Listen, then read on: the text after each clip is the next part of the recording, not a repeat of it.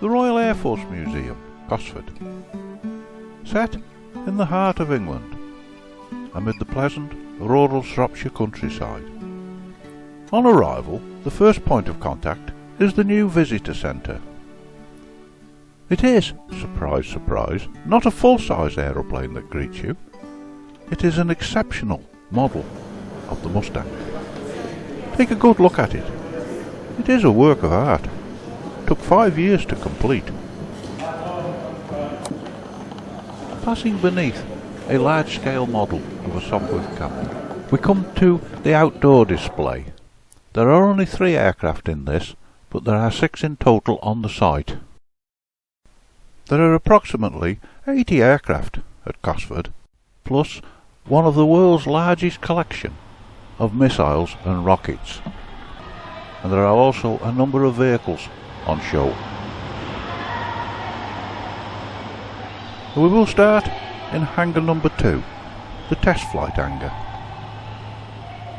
There are a number of unique exhibits in this hangar. On the 10th of March 1956, a Fairey Delta II, flown by Peter Twist, took the world airspeed record past 4 figures to a mean speed of 1,132 miles per hour at an altitude of 38,000 feet, exceeding the previous record by more than 300 miles per hour. I remember that. A very exciting time.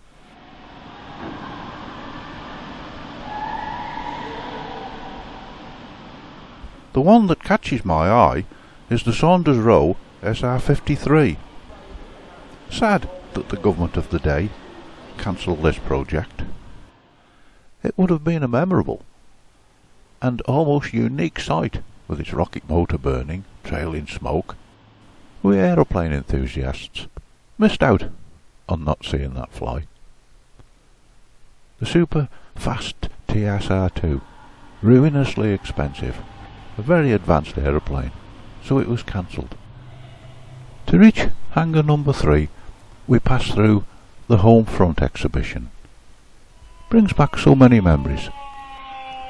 They had electricity. We had oil lamps at that time, but many of the objects on show bring back so many memories of my childhood home. It still has the same effect. Now, do you feel apprehension from the ordinary people? I can remember the first thing we had was our gas masks, and then one day coming up from school, and lo and behold, there's a great pile of them in corrugated sheeting, you see, for the Anderson shelter. Given the Anderson shelter in its raw state, we got the hole in the ground. By this time, the battle was raging over a dozen countries. For here, final victory was in the making. Hangar number 3, the Warplane hangar.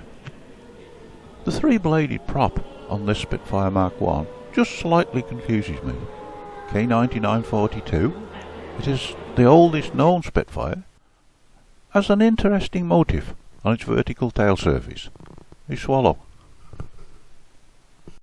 An iconic aircraft to us young lads of the late 1940s. We all had to build one from the Keelcraft scale range, rubber powered. Do you remember those days? They were good old days. We had rationing. Toffees was a little bit difficult to get, but if you got a Keelcraft Spitfire, you was made for the day. Another iconic aircraft to us young lads of that era, the D'Havilland Mosquito. We used to stand and listen to the sound of its twin Merlins as it passed over. Just like the Spitfire, it was a very distinctive sound. The Vampire was another aircraft which had a very distinctive engine note. In those days, you could identify a lot of aeroplanes by their engine noise. In the ensuing combat, the Germans on this film showed at least one gun being shot down. This operation took place in 19... I'm going to whisper to you some information about this big aeroplane. it has a presence. In other words, locally it is reputed to be haunted. The presence, or ghost, a tidy ghost. It tidies the aircraft up. It moves tools that have been left after maintenance. Switches or controls are all put back to their original position. The BBC did a Ghostbuster job on it. They set some old veterans to sit in it one evening. No ghost. Maybe it's the Lincoln Imp that's in there. Good tale, wouldn't it? I've just been tapped on the shoulder and told they leave the doors open, hoping he'll come out, repent, and go to heaven. The Picara of the Argentine Air Force, lifted from the Falkland Islands as booty. I suppose a lot of the exhibits in here had been lifted from somewhere as booty, war booty. That vehicle is a dentist van, worth a peep inside. This strange little machine was towed behind a submarine, and if it got into trouble, the pilot pulled that red handle, cast the rotor blades, dragged the parachute out, down he came. Well, that was the plan, but he probably drowned as they dragged him along behind the submarine. Or did they cut him loose and leave him adrift mid-ocean?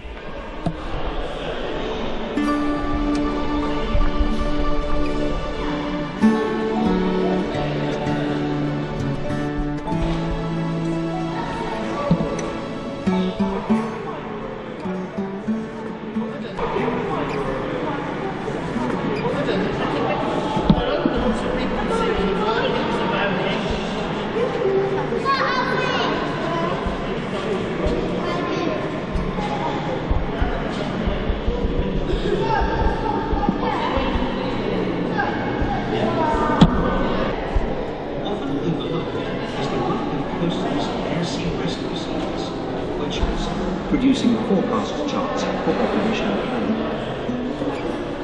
Also instrumental to final victory was the role played by RAF photographic reconnaissance squadrons, hosted playing a major part in the administration.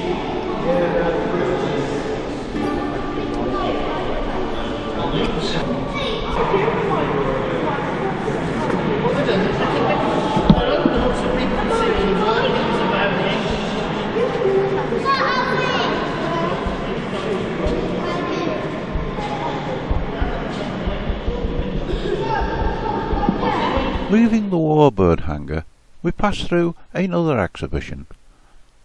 The first is a book in memory of the ones that didn't come back. I presume it's turned every day, and a selection of pamphlets from that time, and this wonderful selection of models, built up as a diorama of a working airfield of the last World War. There's some really beautifully built models in here. The silver one there is a Second World War incendiary bomb, just designed to create a fire. Probably many of them still being ploughed under, or lying in hedgerows and woodlands.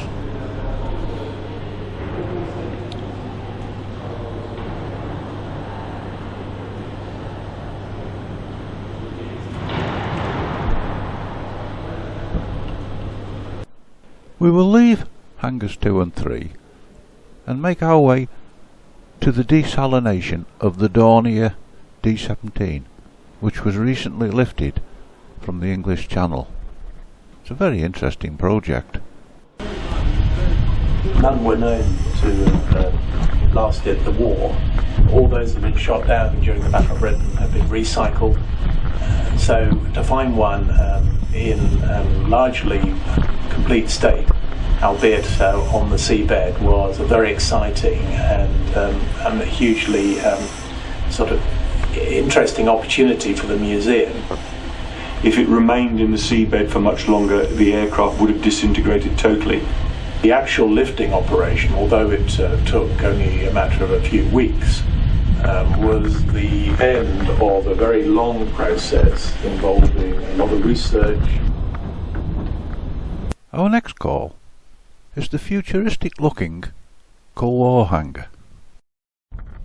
I must admit, I was a little unsure of how this hangar would fit in with the way I like to view exhibits. It is a very different concept. The close proximity of the exhibits, the size of them, as you walk beneath them, an upward glance and you see airframes hanging from the ceiling, up to Dakota and Canberra size. Very impressive. The sound of excited school youngsters enjoying the experience is a sure sign the concept is good. Better than good, it is excellent. Don't miss the high viewing balcony unless you suffer from vertigo. It is high. The lift will quickly have you up there. It's a good view of the museum shop. The goodies you promised yourself are there for the purchase, though the price of a flying jacket made me blink. Be forewarned though, if you do suffer from vertigo, it is very, very high. But it's a great experience eyeballing these aeroplanes at the same level.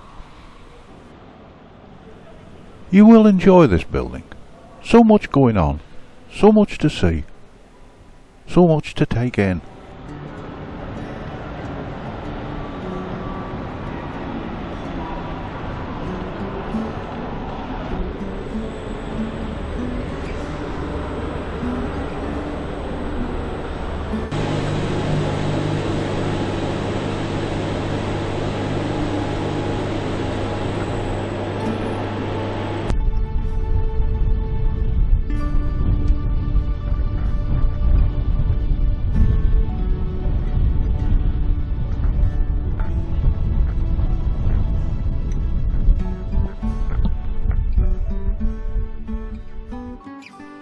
Outside again, and we get this lovely rainbow over the Nimrod.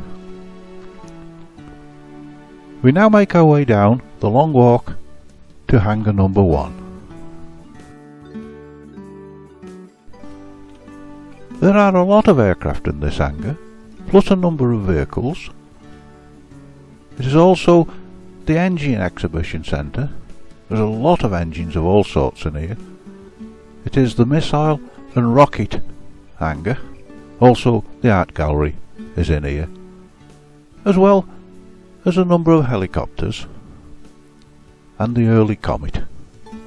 Very nice selection, and you can easily spend a couple of hours here enjoying yourself.